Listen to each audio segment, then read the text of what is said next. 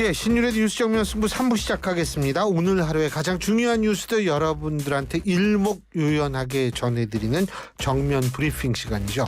자, 오늘은 이우영 아나운서 나와 있습니다. 안녕하세요. 안녕하십니까, 이우영입니다. 예, 야, 이게 또 홍보도 하셨네 전에. 제가 사전에 미리 홍보했습니다. 5874님, 이우영 아나님 나온다는 소식을 듣고 오늘만을 기다렸어요. 이야, 정말.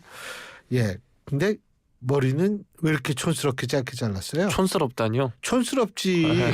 다 촌스럽다 그래 지금. 예? 특히 저 박지혜 PD가 다 그래요 다. 제 면전에다 대고 그랬습니다. 다 네. 그래요 다 네. 다. 왜 그렇게 혹시 무슨 심경의 변화가 있었어요? 아니요, 그렇진 않고요. 그런 그렇습니다. 것 같은데. 안 그래도 그래요. 말씀해주신 그 번호의 청취자분을 제가 기억을 하는데 만우절이라서 거짓말하냐라고도 하셨습니다. 예. 네. 정말 거짓말같이 제가 오늘 이렇게 등장했습니다. 네. 그렇군요. 네. 왜 얘기 돌려요? 근데 머리 얘기하다가. 자, 그럼 첫 번째 뉴스부터 그게 네. 아니죠. 네. 얘기를 끝까지 해야지. 심경의 변화가 있었던 것 같아요. 그렇다기보단 머리를 그냥 짧게 잘랐습니다. 네. 예. 네. 3066님 지적이고 매력적인 음성. 우리 이우영 아나운서님 정말 기분 업이에요. 네. 크크. 이렇게 그렇습니다. 하셨습니다. 예. 그렇구나. 야, 근데 나는 왜 지적이고 매력적인 음성이라고 여태까지 느끼질 못했는지 내가 지금 반성하고 있어요. 원래 원래 방송용으로 삐뚤어져서, 적절하지 않은 말들이 있습니다. 원래 삐뚤어져서 그래요. 내가 삐뚤어진 눈엔 삐뚤어진 것만 보인다. 원래 예. 참 정말 여러분 제 눈이 삐뚤어졌는지 지금 유튜브로 확인해 줄 수 있습니다. 네. 예, 지금 제가 똑똑히 화면을 보고 있습니다. 예. 야, 근데 저는 오늘 어떤 결과가 나오든 드디어 이제 이 얘기를 좀 벗어나다. 네. 이게요. 한 100일 넘게 탄핵 얘기만 계속 하다 보니까 얘기할 소재가 떨어져요. 그리고 인터뷰할 때 여쭤보기도 죄송해요, 정말. 왜냐하면 이분들도 같은 소리 또 하고 같은 소리 또 하고. 근데 어쨌든 이제 어떤 식으로 결론이 날지 모르지만 결론이 날 것 같습니다. 4일이죠. 이번 주 금요일. 근데 이거 지금 오늘도 아까 안국역 2번 출구인가 막았다며요. 네. 지금도 그런데 이게 지금 찬반 단체들이 벌써부터 거리도 나서고 있다고 하는데 그죠? 맞습니다. 예. 오늘 오전에 보도가 나오고 난 직후에도 이제 나오고 있었고 기존에 나와 계시던 분들도 많았습니다. 탄핵 찬성 단체 관계자들부터 살펴보면 광화문 광장 일대 천막을 치고 철야 투쟁을 하고 있는데 이 선고일이 지정됐다는 소식을 접하자 심판의 시기가 왔다. 즉각 파면의 이런 구호를 냈습니다. 현재 또 헌재 인근에서 철야 투쟁을 하고 있는 윤석열 대통령 지지자들은 탄핵 심판 선고 지정 소식이 정해지자 탄핵 각하 구호를 외치기도 했는데요. 또 오늘뿐만 아니라 선고 당일에 대규모 탄핵 찬반 집회가 서울 도심 곳곳에서 열릴 것으로 지금 예상이 되고 있습니다. 경찰이 추산해온 탄핵 찬반 집회 인원을 살펴보면 아마 수십만 명에 이를 것으로 예상이 되고 있습니다. 자, 퀴즈 들어갑니다. 오래간만이죠? 오래간만. 지금 현재 기준 방청 신청한 현재 시간 기준입니다. 몇 명? 그건 도저히 알 수 없는데. 그래도 맞춰. 네. 찾지 말고. 네. 오픈형 AI를 활용하려고 했습니다. 네. 7만 명이 몰렸답니다. 7만 명. 이게 방청 인원수가 20명이에요. 제가 알기로는. 20명 대 7만 명. 그건 빨리 계산해봐요. 몇 대 1이야? 3만 5천 대 1 아닐까요? 그 정도 되죠. 3만 5천 대 1은 아니지. 그럼 두 명만 보는 거죠. 3,500 대 1 아닌가? 7만 명이니까. 제가 70만 명으로 지금 여러분은 알았습니다. 이우영 아나운서의 IQ를 적나라하게 경험하셨습니다. 네. 예. 야, 오래간만에 이렇게 모처럼 막 이렇게 갈구니까 너무 좋다. 오랜만에 수수료율 한번 해주시죠. 수수료 취소 수수료율. 네. 참 이렇게 말해요. 제가 이게 거의 아버지 뻘인데 말이에요. 이렇게 버릇 없이 우리 청취자 여러분은 어떻게 생각하십니까? 예. 네. 아 근데 참 네. 아까도 제가 말씀드렸지만 안국역 일부 출구가 오늘 정오부터 폐쇄가 됐어요 벌써.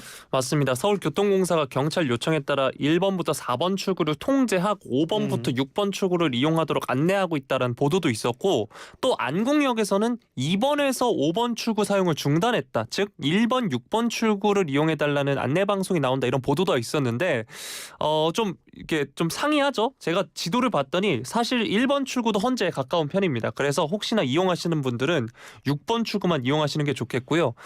이 근방에 또 이제 날씨도 따뜻해지면서 종로나 을지로에 맞아요. 금요일이다 보니까 또 나들이 가시는 분들 혹은 이제 친구분들 만나러 가시는 분들도 많은데 이날은 좀 자제하시는 게 좋을 것 같습니다. 을지로에 또 맛집이 많아요. 네.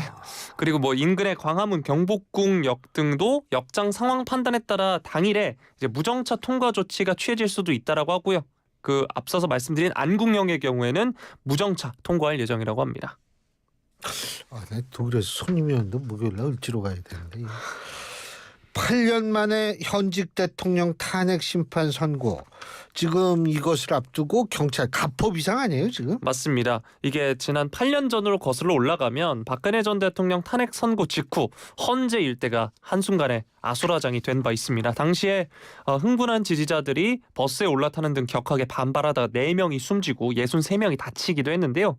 당시에 경찰이 4,000명 넘게 투입을 했는데도 불구하고 대규모 사상자를 막지 못했습니다. 그래서 경찰이 이번에는 취약점을 보완해 왔다라고 했는데 압도적 경찰력을 위해서 가포 비상 말씀해 주신 거 발령을 해서 100% 동원할 수 있도록 했습니다. 기동대만 337개 2만 명을 투입하는데 어휴. 특히 이 가운데 70%인 14,000명을 서울 지역에 집중 배치한다라고 하고요. 게다가 시설 파괴, 경찰관 폭행과 같은 폭력 행위에는 현행범 체포 등 엄정 대응할 방침이라고 하고요. 물리적 충돌 시에는 진압봉도 사용할 수 있도록 했다라고 합니다. 8년 전에도 캡사이신 사용이 허용되기도 했는데 이번에도 필요할 경우 현장 지휘관의 판단에 따라 사용 여부를 결정할 계획이라고 합니다. 근데 이 경찰이 오늘부터 헌재 반경 100m 이내를 진공 상태로 만든다고 그렇지 않습니까? 네, 현재 주변을 외부인이 접근하지 못하도록 진공 상태를 만든다라고 했는데 제가 최근에도 이제 찾아보니까 보안이 강화되고 있다라는 소식이 지금 들어와 있습니다.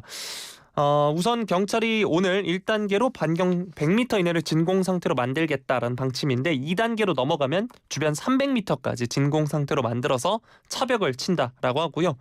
선고가 임박할수록 또 위협을 받는 게 헌법재판관들인데 이에 대한 신변보호 수준도 강화할 예정이라고 합니다. 탄핵 심판일 전후로 신변보호 인력을 추가로 배치한다라고 하는데요. 이렇게 경호에 주의를 기울이는 게 대통령 지지자 그리고 유튜버들의 위협이 도를 넘고 있는 상황이라서라고 합니다. 대통령이 또 이 헌재의 직접 모습을 드러내는지 여부 역시 선고 당일의 가장 큰 변수다라고 경찰 측은 밝혔습니다.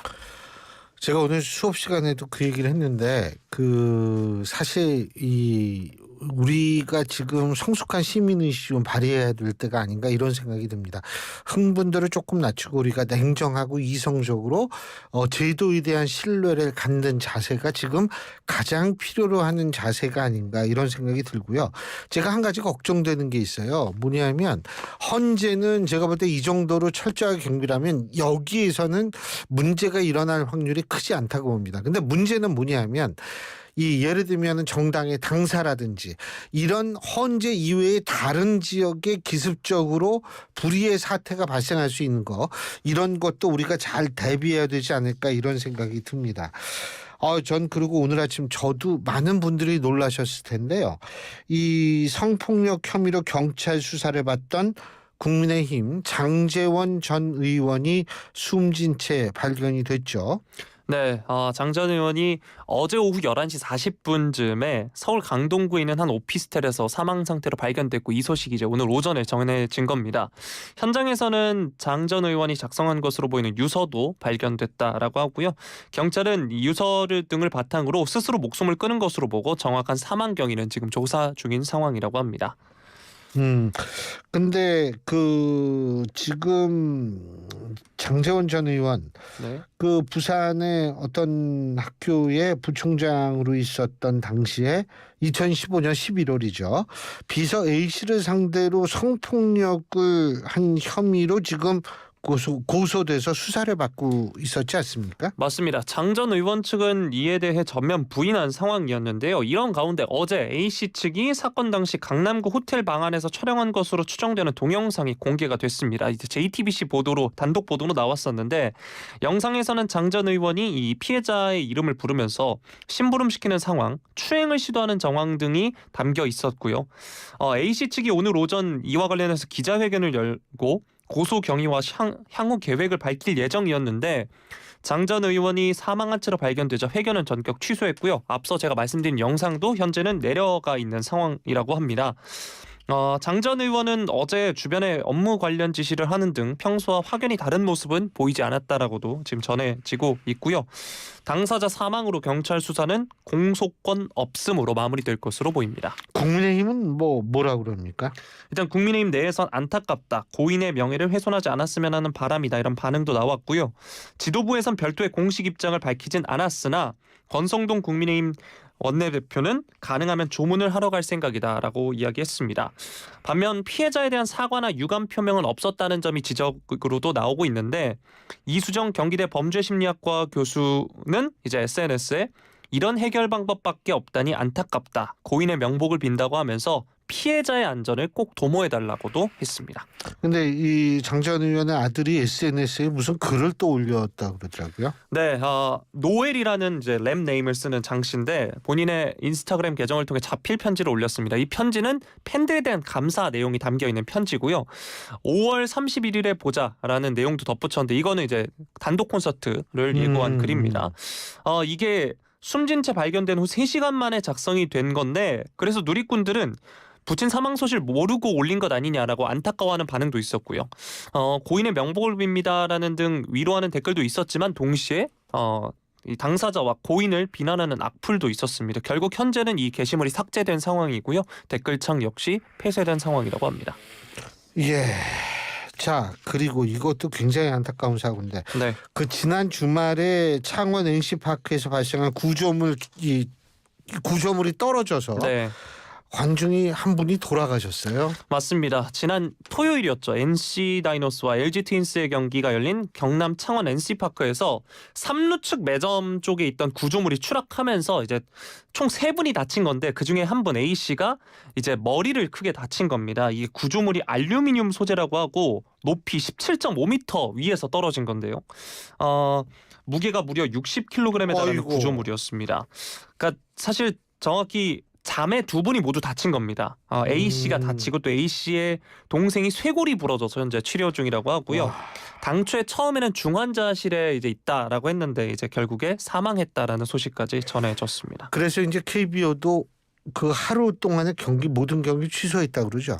맞습니다. 이제 희생자를 추모하기 위해 KBO를 비롯해서 퓨처스리그 전 경기를 모두 진행하지 않기로 했습니다. 이게 오늘인데요. KBO 리그는 또 3일까지를 애도 기간으로 정하고 창원에서 무관중으로 열릴 예정이었던 SSG와 NC의 경기를 모두 연기하기로 했습니다. 잠실과 수원, 대전, 광주 경기는 수요일부터 내일부터 재개가 된다라고 하고요. 시작 전에는 묵념의 시간을 갖는다라고 했습니다. 또 애도 기간인 만큼에는 애도 기간에는 응원단 역시 운영하지 않는다라고 합니다. 근데 팬들이 구단 초기 대응을 지적하고 있다 그러는데 무슨 문제가 있었어요? 일단 이게 경기 중에 발생한 사고인데 예. 인명사고 사실을 제대로 알리지 않았고 SNS 댓글 막아뒀다라는 점을 꼬집었습니다. NC 측은 당시 객석이 만석인 상황에서 돌발 상황 등이 우려돼서 현장에선 별도 공지를 하지 않았다라고 해명을 했고요. KBO 측에 대한 비판도 있었습니다. 바로 다음 날인 일요일에도 이 NC 경기장, 창원에서 열리는 경기를 제외하고는 경기들이 대부분 그대로 진행이 됐고요. 10개의 구단은 사고가 벌어진 다음 날인 30일에도 응원단 운영을 하긴 했습니다. 물론 최소화했고요. 응원단장이 나와 응원을 주도했지만 물론 치어리더들은 나오지 않았습니다. 이 NC파크, 창원 NC파크 오늘 안전점검 받는다 그러죠? 네, 일단 경찰이 조사 중이고요. 해당 구조물이 어떤 이유로 설치됐는지, 시설 관리 부분에 문제가 없었는지 등을 꼼꼼히 따져볼 예정입니다. NC 구단 측 입장에서도 정밀 진단을 실시할 예정이라고 밝혔고요. KBO 측에서도 경기장 안전에 대한 시설물 안전을 다시 한번 점검하고 구단과 지자체가 정기적으로 실시하는 자체 진단을 강화하겠다라고 이야기했습니다.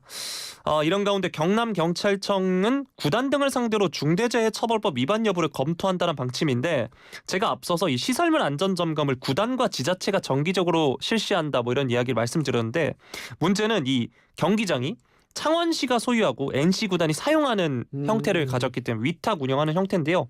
어느 쪽 책임이 더 무겁냐는 부분에 대해서는 논란이 일고 있습니다. 아유, 근데 이런 사고 정말 이건 일어나면 안 되죠. 좀 미리 안전 점검을 좀 제대로 다 했으면 어떨까, 이런 안타까움이 있는데, 지금이라도 모든 구장에 대한 안전 점검 확실하게 할 필요가 있을 것 같습니다. 예, 오늘 여기까지 하죠. 수고하셨습니다. 고맙습니다. 이우영 아나운서였습니다. 여러분 안녕하세요. 서울특별시 의회 의장